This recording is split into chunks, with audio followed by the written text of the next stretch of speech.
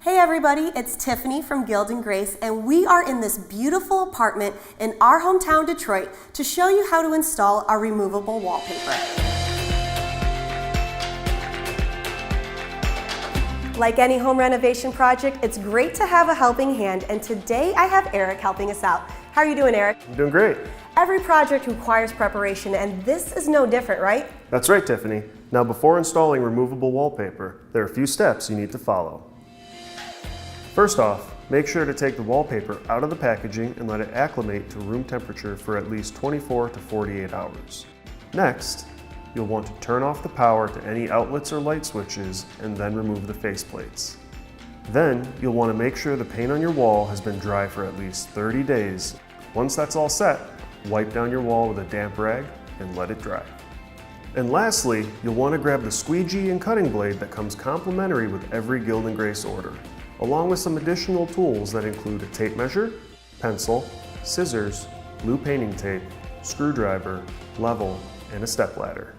Now, we're ready to go.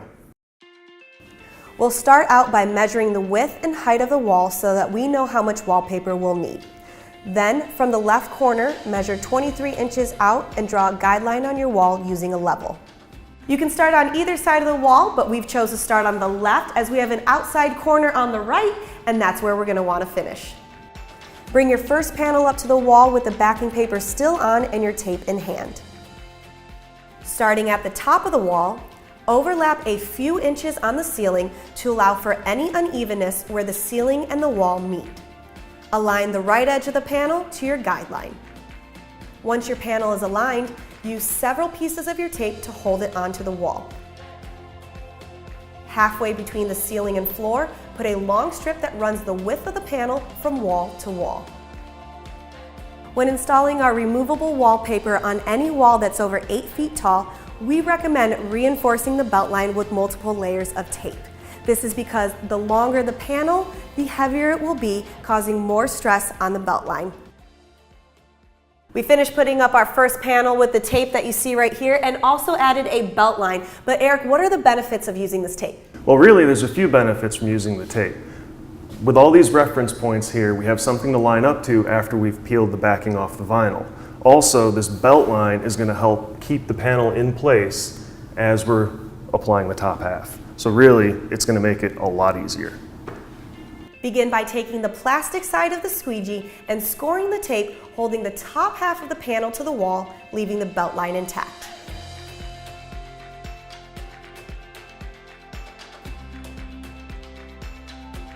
Gently pull the backing off the top half and trim it with a pair of scissors.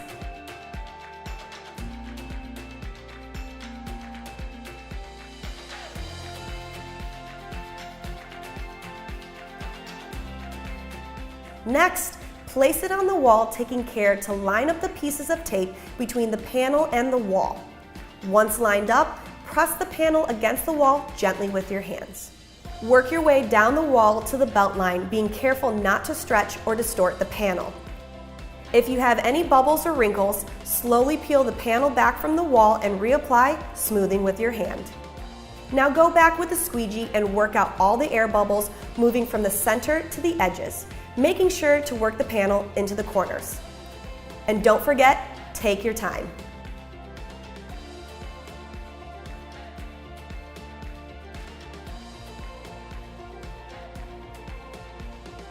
After the top half is on the wall, use your squeegee to score the belt line and peel the backing off the bottom half as you did before.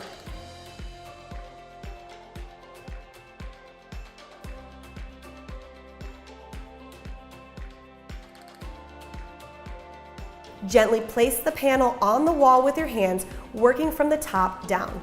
Press the panel onto the wall with your hands.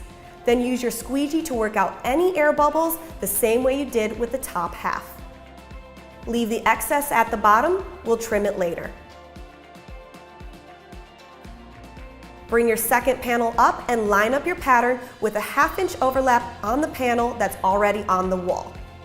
We designed it with the overlap to make installation easier to line up the pattern on your panel. Once the pattern is lined up, repeat the same process we did with the first panel and slowly work your way down.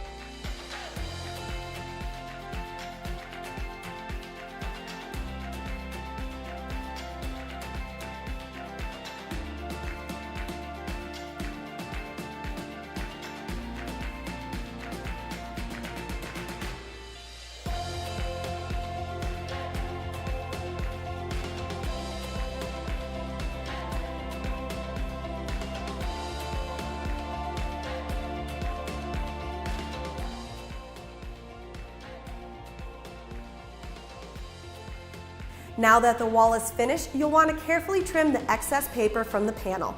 You do this by gently placing your knife in the corner and running it along the wall.